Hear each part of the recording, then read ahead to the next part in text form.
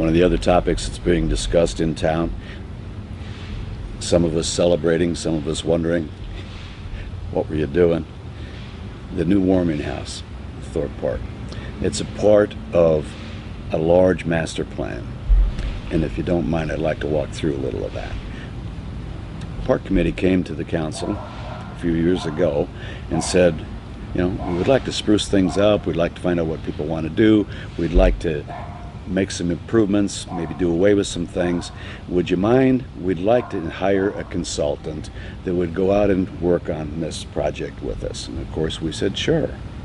So they did that work, and they had people-to-people meetings, they had surveys, they had the people that responded list their priorities as to if we had the money and we were going to change things, fix things, improve things, add things, what would you like?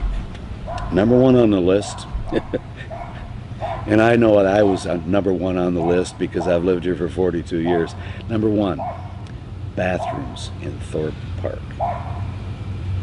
Wow.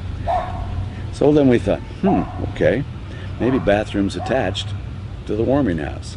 And we thought, oh, maybe that's not quite the way it ought to go.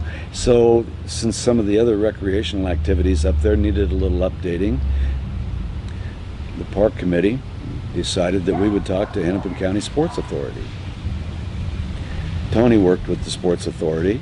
It came up with a grant that we could write, and we were awarded some funds for a part of the project. Ironically, when we tried to do a $500,000 project, they'd pay half, we'd pay half. The county came back and said, we really think this is a good idea. These bathrooms in the park, we're really all behind that. But anybody can build a hockey rink, so we're not so excited about that. Instead of getting $250,000 from the county, we got $142,000. We still had a $500,000 project. We just now needed a little more money out of our pocket. We looked at it, we decided, yeah, we still want to do it.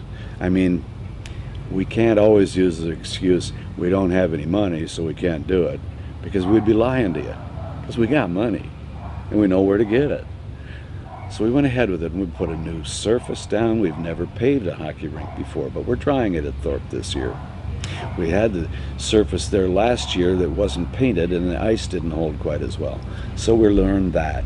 We've got brand new lights, and I tell you seriously, if you're driving east on Azure Road as you come over the hill, and it's the middle of winter and there's some snow coming down, and those lights are on, it looks like a postcard.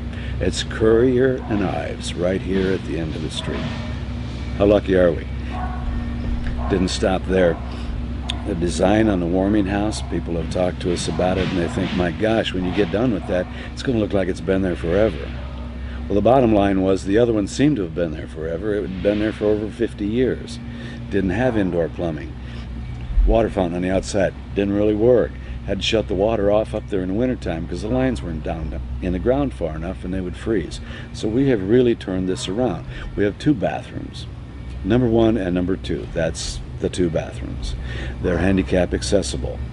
That had to be a part of the grant process. It would have been a part of our process of thinking anyway.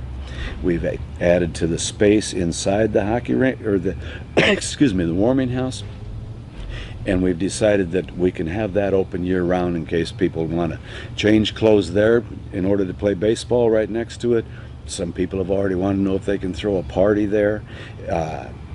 It's going to be a big facility, but the nice thing about it is we've got bathrooms. We've got them year-round, 24/7.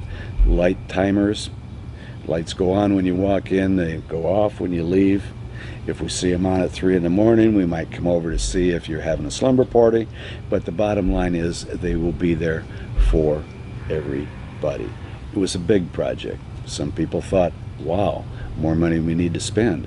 All of it came out of park dedication fees, Sports Authority grant, and I think maybe a little of it from the $140,000 we got back from a joint venture from 5 other cities on the South Shore Senior Center that didn't seem to be as popular an idea in town.